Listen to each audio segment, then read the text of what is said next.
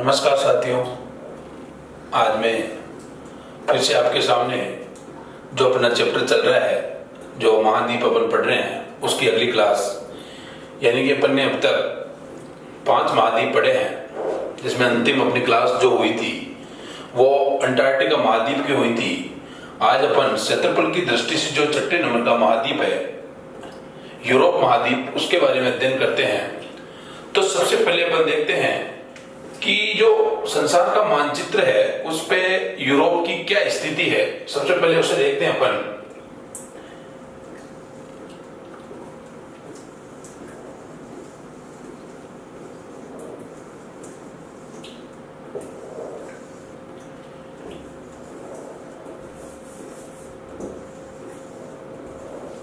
ठीक है दोस्तों, तो इसमें अपन देखेंगे कि ये जो यूरोप महाद्वीप है, यूरोप महाद्वीप,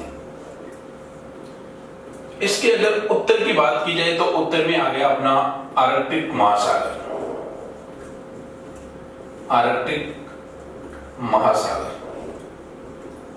ठीक है। अगर इसके दक्षिण की बात की जाए तो ये आ गया अपना अफ्रीका महाद्वीप। इसके पूर्व की अगर बात की जाए तो आ गया इधर एशिया महाद्वीप। इसके पश्चिम की अगर बात की जाए तो ये दोस्तों अपना आ जाता है अंध महासागर।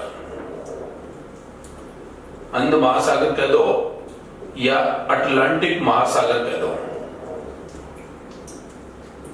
तो संसार का जो मानचित्र है उस पे यूरोप की ये स्थिति दोस्तों, इसके पश्चिम, पूर्व, उत्तर, दक्षिण में कौन कौन है। इसके बाद अपन देखते हैं, जब अपन ने शुरुआत की थी तब अपन ने क्रम से देखा था कि सबसे बड़ा महाद्वीप एशिया महाद्वीप है, फिर अपन ने देखा अफ्रीका महाद्वीप, फिर उत्तरी अमेरिका महाद्वीप, फिर दक्षिणी अमेरिका महाद्वीप, फिर अंटार्कटिका महाद्वीप। और अब अपन जो अध्ययन करेंगे वो करेंगे दोस्तों यूरोप महाद्वीप का। तो इसमें देखते हैं अपन सबसे पहले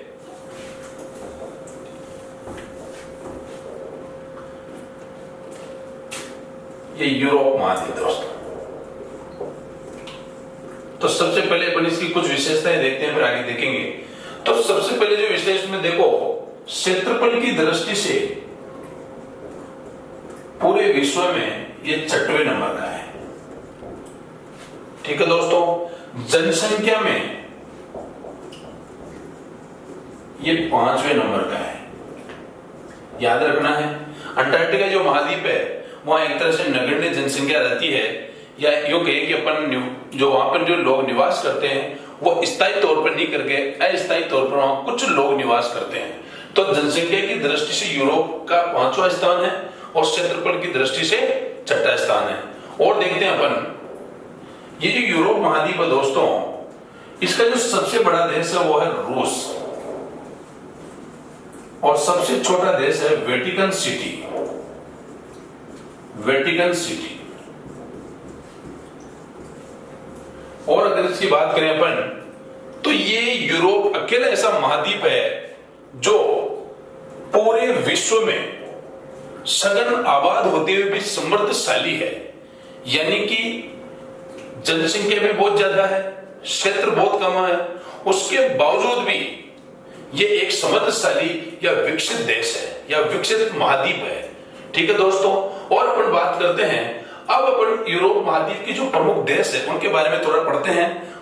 तो इसमें देखते हैं दोस्तों अपन सबसे पहले जो यूरोप महाद्वीप का देश अपन पढ़ते हैं वो है दोस्तों अपना रूस।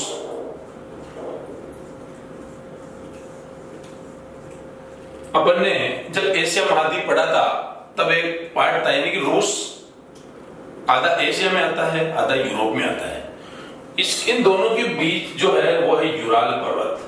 आगे अपन जब पर्वत आएंगे तब पढ़ेंगे। यूराल पर्वत रूस को 2 भागों में बांटता है। जो एशिया वाला पार्ट है उसे साइबेरियन रूस कहा गया है। अब देखते हैं दोस्तों इस रूस की कहानी क्या है। देखो, ये नाम आपने सुना होगा, सोवियत संघ। सोवियत संघ, जो ये सोवियत संघ था 1991 में 1991 इसका विखंडन कर दिया गया दोस्तों। कई बार सीधा सा प्रश्न पूछ लिया जाता है कि सोवियत संघ का विखंडन या विभाजन कब हुआ, तो अपना आंसर होगा दोस्तों 1991। अब ये जो विखंडन हुआ दोस्तों, इसमें ये जो सोवियत संघ पूरा एक राष्ट्र था, इसके 15 नए राष्ट्र बना दिए। कितने नए राष्ट्र बनाए दोस्तों? 15 नए राष्ट्र। अब इन 15 राष्ट्रों में अपन देखेंगे कौन कौन से राष्ट्र या कौन कौन से राज्यों का जन्म हुआ। तो सबसे पहले देखते हैं तो इन 15 को भी अपन दो भागों में बांट सकते हैं। एक तो इधर देखो 3 और इधर बांटेंगे अपन 12 में, क्योंकि ये जो 12 राष्ट्र थे इन्होंने स्वतंत्र राष्ट्र कुल घोषित कर लिया अपना, CIS, स्वतंत्र राष्ट्र कुल। और बेलारूस की राजधानी को अपना मुख्यालय बनाया। बेलारूस की राजधानी दोस्तों मिन्स्क।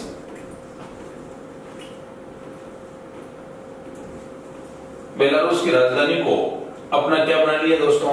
मुख्यालय।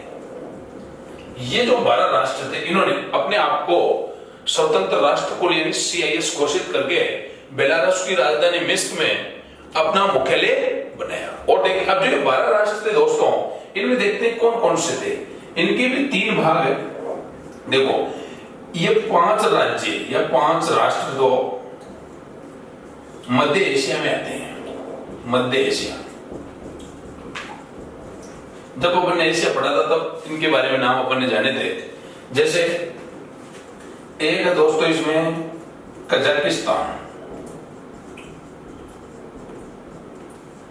एक है तजाकिस्तान, एक है किर्गिस्तान,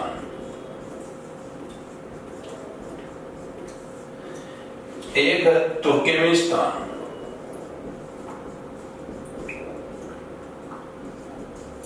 और एक था उज्बेकिस्तान।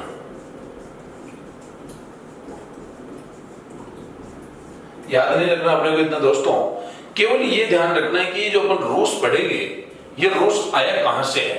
तो अपन ने देखा सोवियत संघ का विभाजन हुआ, उसमें 12 राष्ट्र ऐसे थे जिन्होंने अपने आप को स्वतंत्र राष्ट्र कुल यानी CIS घोषित कर लिया और बेलारूस की राजधानी में अपना मुख्यालय बनाया। अब ये 12 राष्ट्र थे, इनमें से 5 राष्ट्र तो मध्य एशिया में चले गए, कजाकिस्तान, तजाकिस्तान, किर्गिस्तान, तुर्कमेनिस्तान और उज्बेकिस्तान। अब बाकी जो 7 राष्ट्र हैं, यानी कि 12 राष्ट्रों में जो बाकी 7 बचे दोस्तों, उसमें अपन देखते हैं इनमें से भी दोस्तों ये 4 राष्ट्र हैं। उन राष्ट्रों को देखो। सबसे पहले इनमें से एक था रूस, एक था बेलारूस, एक था यूक्रेन और एक है मालदोविया।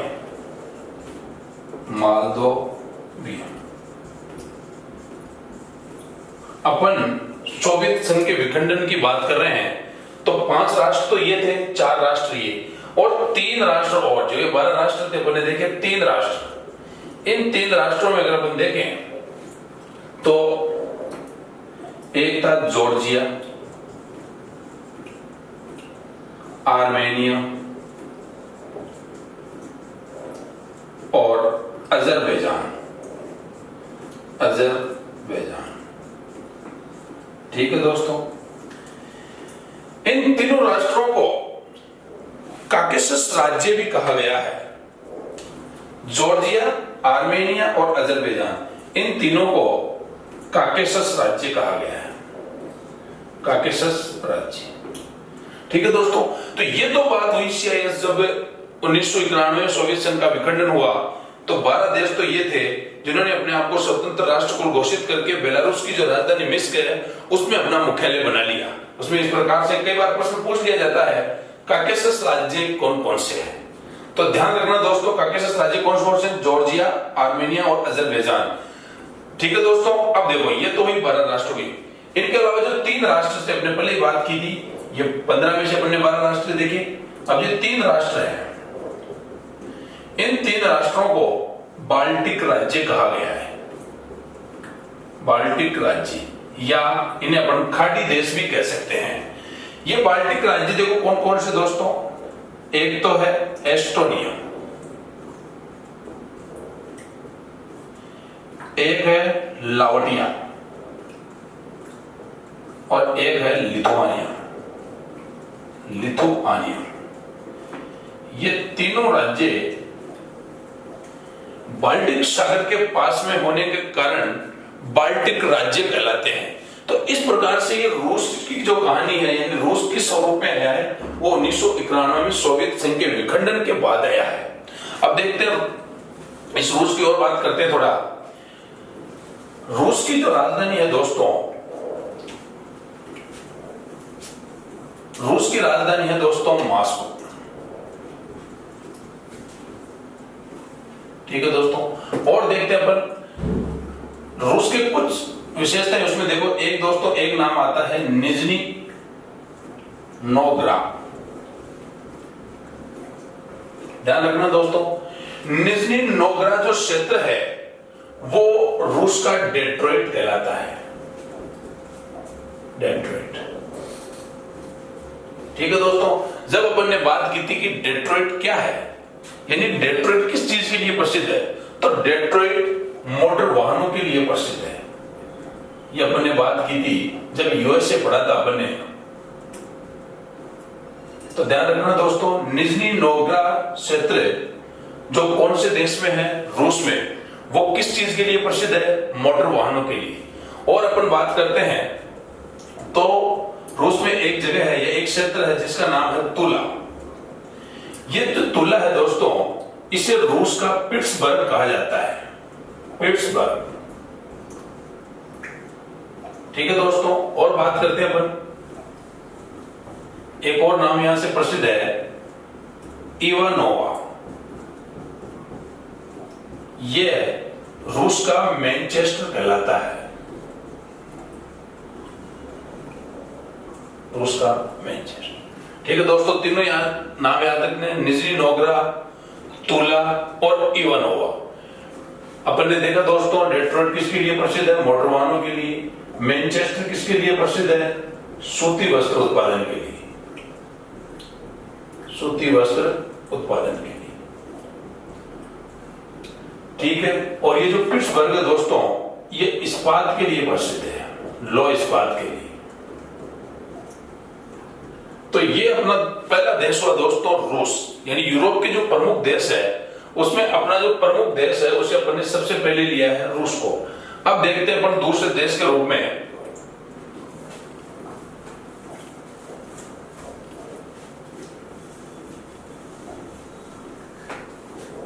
देखो दोस्तों, रूस के बाद में अपन लेते हैं जर्मनी को। देखो दोस्तों, जर्मनी की जो राजधानी है वो है बर्लिन। केवल अपने को परीक्षा की दृष्टि से देखना है, जो महत्वपूर्ण चीजें हैं वो अपन ध्यान में देंगे। जो जर्मनी की जो राजधानी वो है दोस्तों बर्लिन। दोस्तों, सेकेंड वर्ल्ड वॉर यानी द्वितीय विश्व युद्ध के बाद जर्मनी के दो टुकड़े कर दिए गए, जिससे पश्चिमी जर्मनी और पूर्वी जर्मनी कहा गया। लेकिन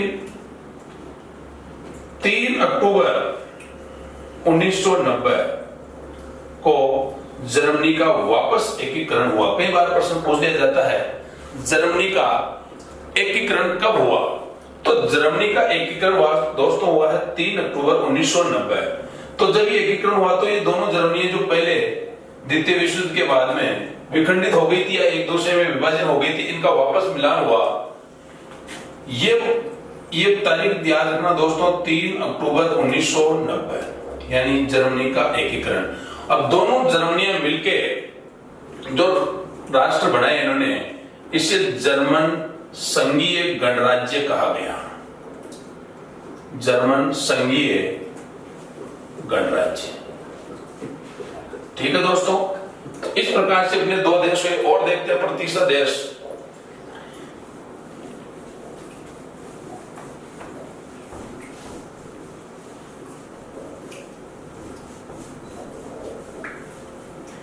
तो इसमें देखेंगे अपन, एक नाम आता है दोस्तों अपने पास यूके, यानी कि यूनाइटेड किंगडम,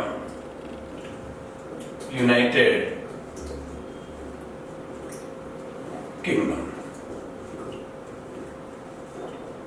ठीक है दोस्तों, तो ये जो यूके एक नाम होता है दोस्तों अपने पास, देखो यूके एक नाम है ग्रेट ब्रिटेन।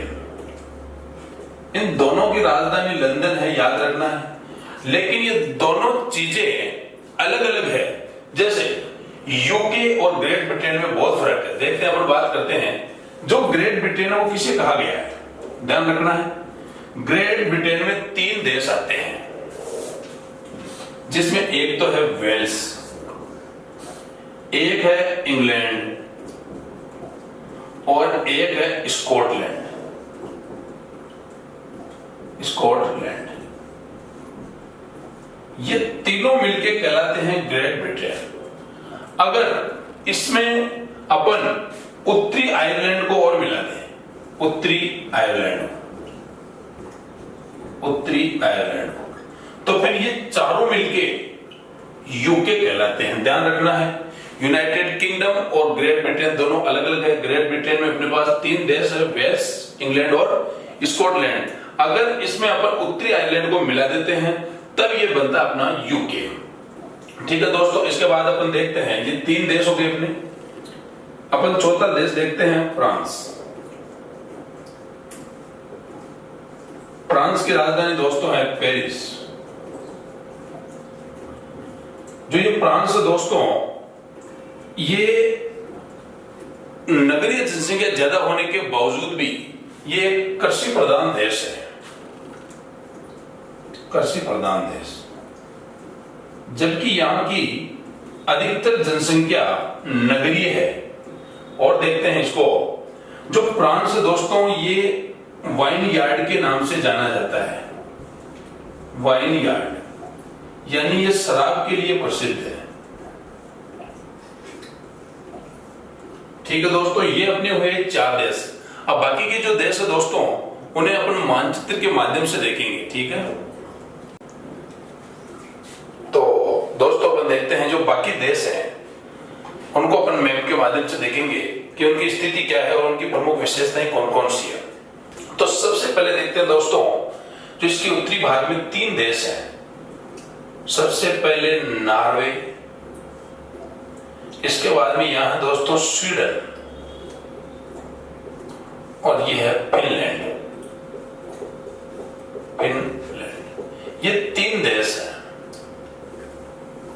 इन तीनों देशों में एक पर्वत स्थित है जिसका नाम है स्कैंडिनेवियन पर्वत। स्कैंडिनेवियन पर्वत।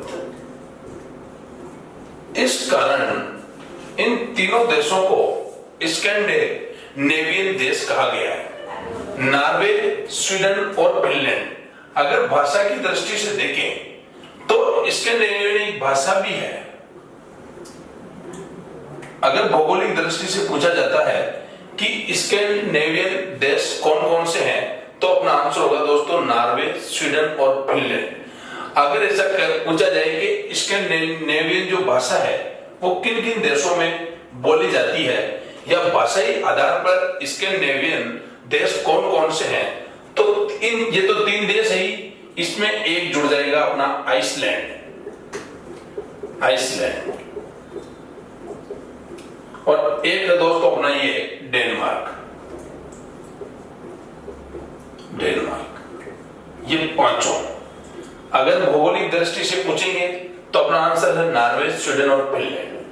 अगर भाषाई दृष्टि से पूछा जाए कि स्कैंडिनेवियन देश कौन कौन से हैं, तो नॉर्वे, स्वीडन, फिनलैंड और इनके साथ साथ आइसलैंड और डेनमार्क को भी अपने को जोड़ देना है। और देखते हैं दोस्तों, जो फिनलैंड है इसे हजारों झीलों का देश कहा गया है। हजारों झीलों का देश।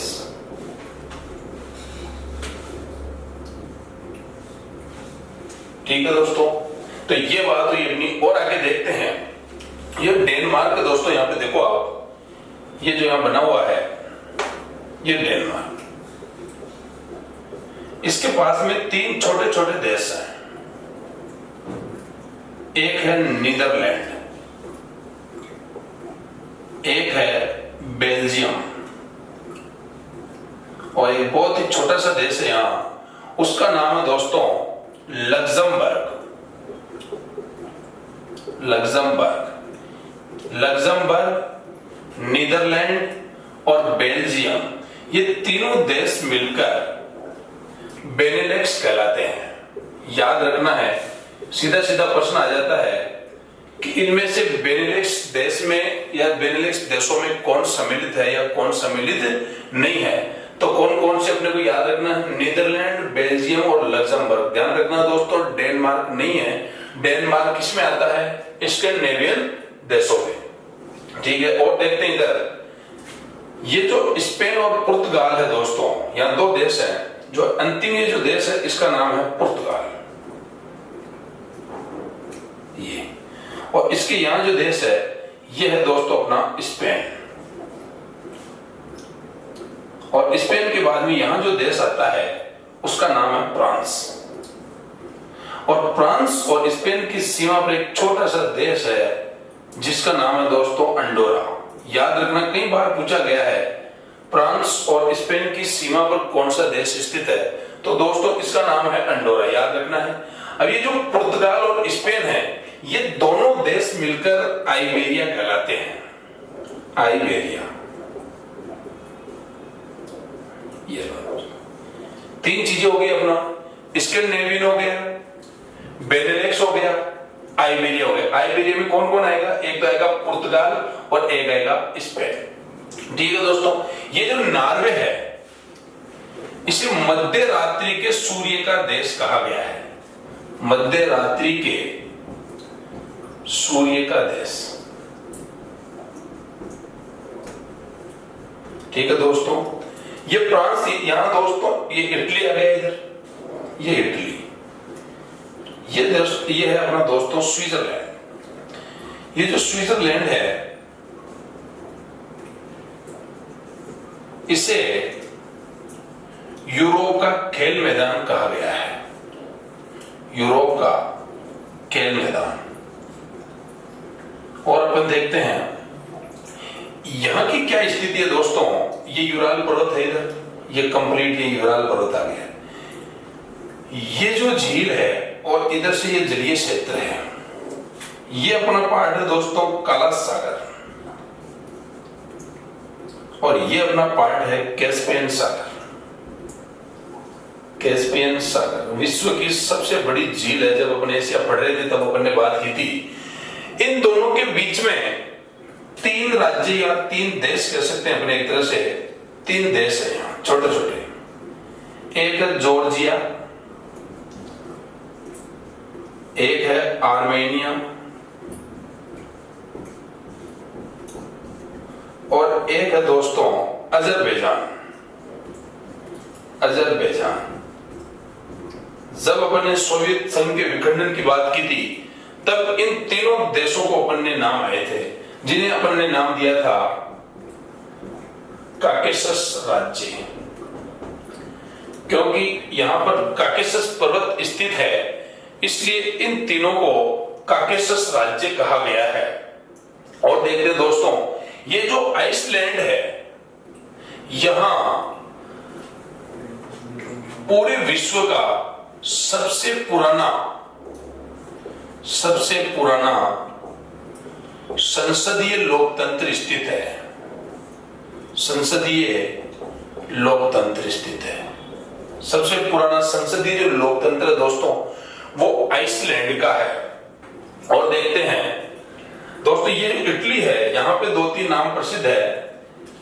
एक तो है, देखो दोस्तों ये इटली देश है, यहां पे दो नाम आपको याद रखने हैं। एक तो है मिलान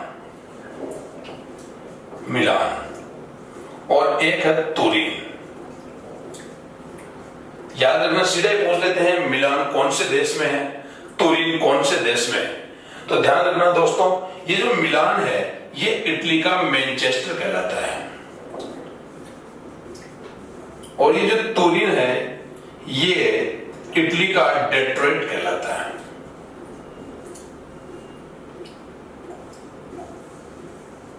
मिलान और तुरीन का संबंध किससे दोस्तों? इटली देश से। अब ये दोस्तों ये बात हुई अपने प्रमुख देशों की।